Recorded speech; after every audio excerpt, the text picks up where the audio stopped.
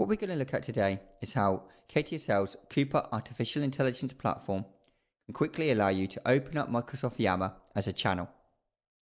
KUPA understands your environment by reading previous tickets and therefore works out the issues your users face and the language they use to describe them. We can use this to monitor the Yammer IT channel within an organization, meaning you can confidently leverage Yammer with less manual moderation from IT and mitigating the risk of shadow IT. This can be done quickly and simply by using KUPA Share's native integration with Yammer.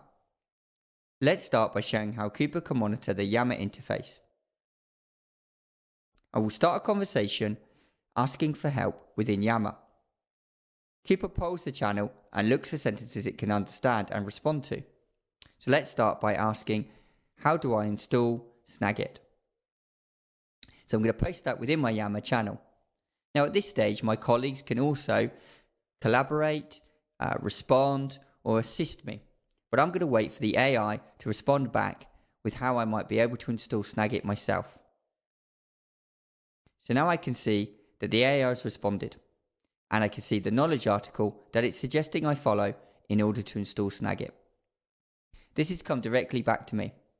And not only can I see this, but obviously anyone else collaborating with me on the Yammer channel can also see it. And therefore, they can follow the same instructions to install and configure Snagit, cutting down on issues raised to the desk and giving me a simple and quick solution that I can follow within the Yammer channel itself. Let's use another example. In this particular case, I'm going to ask, does anybody know how to configure the VPN? So again, I'm going to ask my question and I'm going to post that into the Yammer group.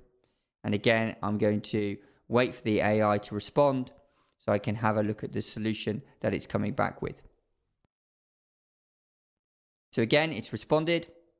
I can see the knowledge article that it's responded with. And again, I can start to follow that in order to solve my problem. What I can also do, and what I'm going to do in this particular occasion, is say that it didn't solve my problem and that I want to raise a ticket. So I'm going to respond back to say that I would like to raise a ticket because I still have an issue. So I'm going to post the option onto that Yammer thread, and I'm going to wait for the AI to pick that up and therefore log the ticket. And the ticket can be logged within any service management tool. So in this particular example, I can see that I've generated the ID, and this has been generated in the BMC Helix platform.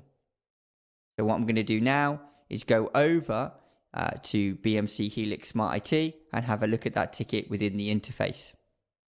So I'm now within Smart IT, and I can see the ticket raised within the console. So you can see the top ticket there, which is around my issue about the VPN. So I can click and open that up and see the detail within the Smart IT view.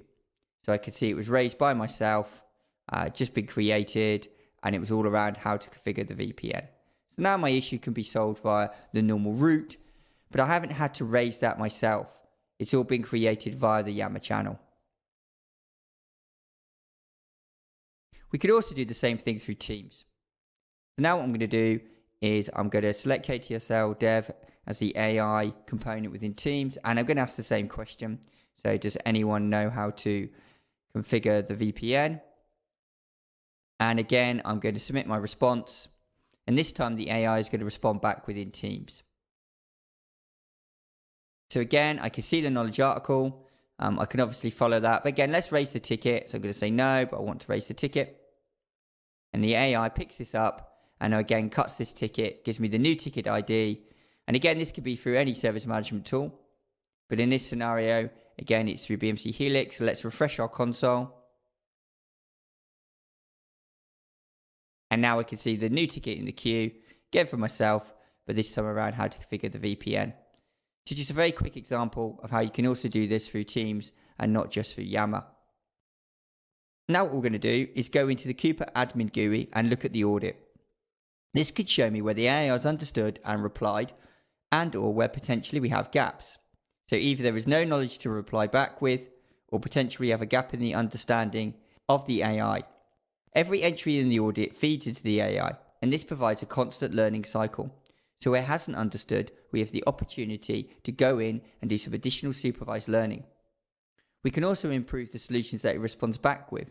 So in the audit, it will show me where it's found a solution and what it's responded to. So let's go and have a look at that now by opening up the KUPA Service Management GUI. From here, I can link users' issues to the right knowledge article. So let's find my VPN article. And if I update that article, I can see it. So from here in the editor, I could change the article title. I could amend the article rich text format. And I don't have to author the knowledge within here. This could be an integration to SharePoint or another service management source such as BMC Helix, or I can author it directly within the KUPA interface. As well as what the article contains, I can also see how the AI knows how to respond. So this is showing me the CI and purpose combinations that are linked to this knowledge article. So if it detects VPN access, etc., it will respond. I can also configure those. So if I go into knowledge-based assignment, and again, let's look for my VPN options. And this is all based on historical ticket data. So we know that these are the types of questions that come in.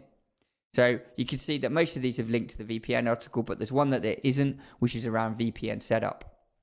So I'm going to select my VPN article. And then what I'm going to do is I'm going to drag VPN setup over to link it to this article.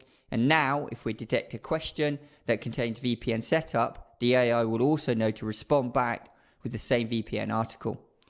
And once I've created that link, it's immediately available through any channel that the AI supports. So whether that's through Yammer, through Teams, through WhatsApp, through Slack, regardless of that channel, we now have the opportunity to use it. Now this is just a quick snapshot of the features that are available. I can link articles, I can import them, I can improve the training of the model. But hopefully this is giving you a flavour. For more information, please contact hello@ktsl.com. And thank you for listening.